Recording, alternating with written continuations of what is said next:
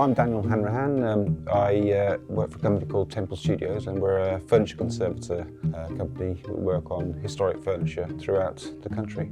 So the piece came to us, to our workshop.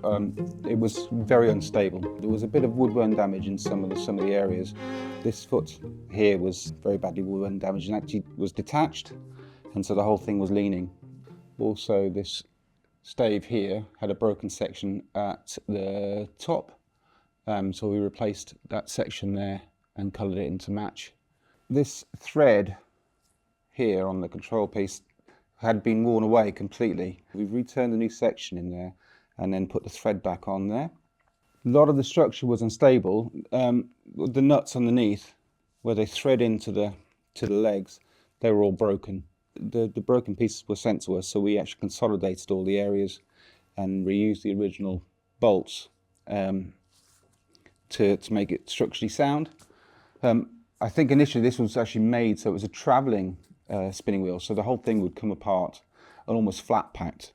So a lot of these areas are actually quite fragile because they've actually been done up and taken out and put back together again, so that's why they're heavily worn. Two of us have been working on it for about, say, a month, something like a month. Also, a lot of that's been researched on how it works, how it goes together, because it came to us in bits, it's never really been put together again. So we had to work out how it worked, how this string, worked here and how it's all put together. It's tricky to identify the wood because of the patination on the surface, but we think, actually, we're fairly sure, we had a specialist look at it, and we think it's a sycamore maple, which was readily available in England at that time. And again, the inlay is probably a sycamore maple, but a bird sycamore maple on the top. Now that's all put together, so can you tell me how this all work? Yeah. So you get a demonstration shortly, but I'll show you the mechanism of it. So to actually, obviously we set around that side of it.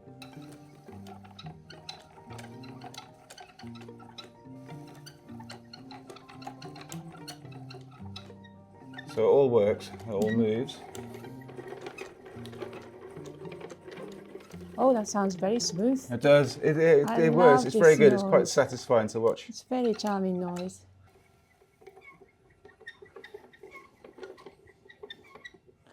It was a bit of a jigsaw puzzle, but it was great fun to work. It's a unique piece to work on.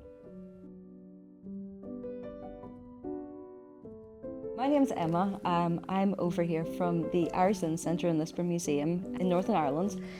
I have been spinning since the ripe old age of 18 when I came to work in the museum. The wheel I would usually work on, while it is a handmade wheel and it is an older wheel, is so much bigger than this, so I'm absolutely terrified as I work on this because it's so dinky and I have big modern hands. The first thing we've noticed just in looking at it is the bobbin to the U-flyer isn't necessarily spinning really freely. But there's always a way around everything. We can always hand load this, and there is a little handle right here on the wheel itself. So what we're going to try and do is work with some of the yarn that I spun back at home and load it up onto this bobbin. I'm just going to hand crank it gently and bring it round.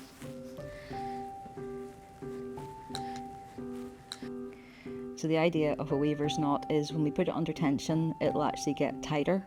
The thing with wood is, always think a wheel is nearly alive, and you have to look after them, and they need to be treated constantly. They want to be worked. They're little creatures that want to be worked. There we go.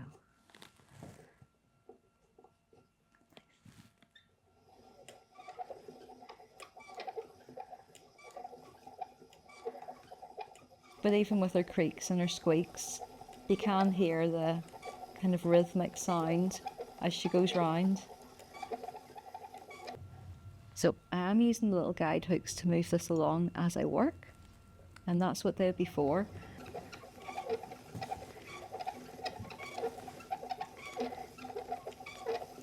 Ideally, what you're doing is you're rodding the plant to break it down, you're breaking it up and scutching it to get rid of the core. You're hackling the fibres that are left behind to comb them out, and then you're ready for spinning. So it's a little more in-depth, I guess, than wool, different to wool. But again, it leads the question of how did anybody figure this out? You have to do so much to get a fine fibre. And this is something that has been around for so many thousands of years. I mean, ancient Egyptian linen is finer than anything we'll ever know today. The linens of King Ramesses the Great, they talked about it being spun at half the thickness of a human hair. So what I have is some hand-spun yarn that I have pre-spun back in Lisburn Museum. I like to hackle my own flax rather than buy in machine hackled flax. I think it's very different. So that's what I've got with me today, and I'm just popping some of it onto this bobbin. Machine spun yarn looks so different. Modern yarns really do look so different. They tend to be much more consistent. They don't have that artisanal look of a hand spun yarn. Once we have our flax fibre spun on and it becomes linen yarn, we would be winding it off the bobbins. So winding off a bobbin comes with its own entire set of language. You wind off on a click reel, and 120 turns of the wheel give you 300 yards of yarn. The 300 yards of yarn give you a cut, 12 cuts give you a hank, and 4 hanks give you a spangle. Great language. And that's what would be passed on to weavers to weave into cloth. We've worked quite hard. We've put quite a lot of yarn onto this bobbin to start us off. And what we're ready to do now is to actually dress our distaff. So the spinning wheel will start to look like a proper flax spinning wheel at that stage. So the flax that we have here is what I would consider the traditional colour for flax that's going to be spun into a yarn. It's this beautiful blonde colour, and we always talk about flaxen-haired maidens, that Shakespearean phrase, and it is this colour that we're talking about. And this was grown out near Dromore in Northern Ireland by a family who had been doing this for generations. The quality is beautiful. We have got this Franklin house. As is before it was called. Yes. So you can see here, when I talk about flaxen hair, we really mean hair. This is a piece that I've hackled, and as they like to say, there's no such thing as uncreasable linen because it will crease in its fibre form. So if someone tries to sell you linen that doesn't crease, no such thing. But this is what it has been dressed, and all we've done is lay it in very fine crisscross layers with flax. We dress it to raise it up high and spin it from a distaff. So I have a knot in it at the moment, so I can wrap a ribbon around it. Just going to loop it round and pull it through. I tie a single knot and then loop it back on itself. We've just twisted the flax round to cover up those beautiful shaped pieces of wood, that lovely nest. And I'm going to crisscross it on the way down to hold everything in place. And that's how you dress a distaff. And ultimately, it's just to make your spin easier. As I work, you'll see me reaching down here for a little bowl of water. Flax is a wet spun yarn. If I was a traditional spinner, I would be using my own saliva. I'd be spitting on my fingers or passing this through my teeth. Nobody wants me to do that. It is better for the yarn, they say, but I'm just using a little bowl of water. That's going to smooth out the yarn as I work, and it also activates a little pectin in the fibre, so it will make it stronger. You'll find it can be maybe 20 times stronger than cotton yarn. But honestly, it is a joy to use. It might be a little different to what I'm used to, but the delicate yarn that it's spinning, it's so beautiful.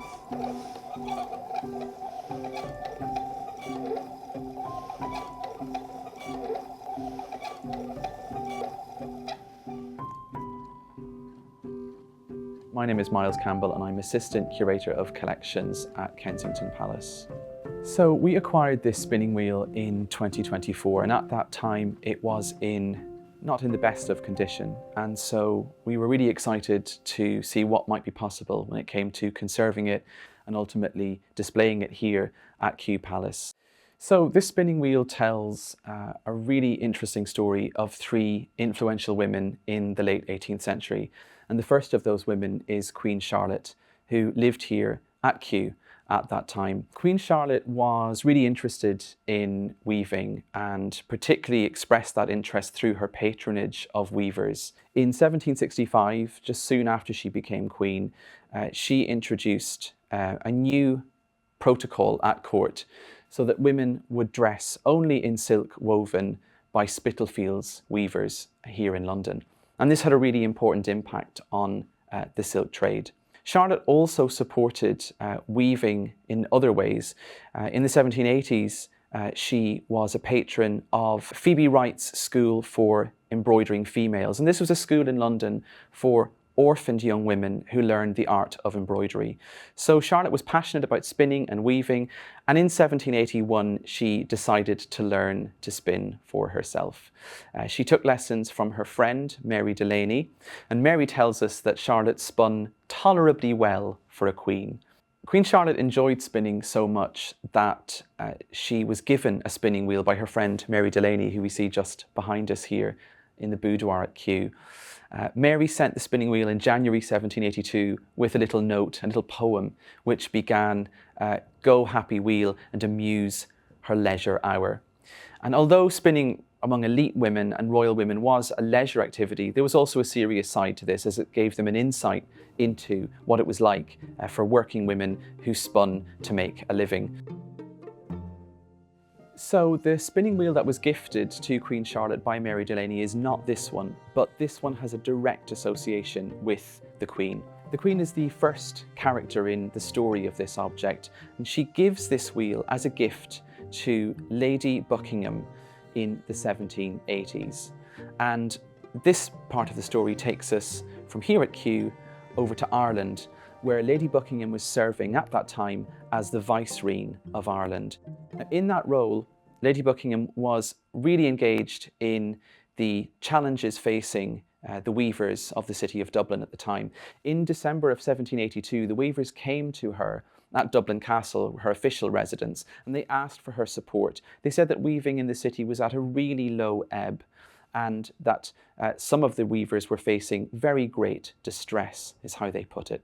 And Lady Buckingham responded. In January of 1783, she was organising a birthday ball in honour of Queen Charlotte, who she represented in Ireland as Vice Queen or Vicereine. And she decided to, much as Charlotte had done 20 years earlier, revise the court protocols to ensure that all of the guests attending that ball would wear only dress woven in Ireland.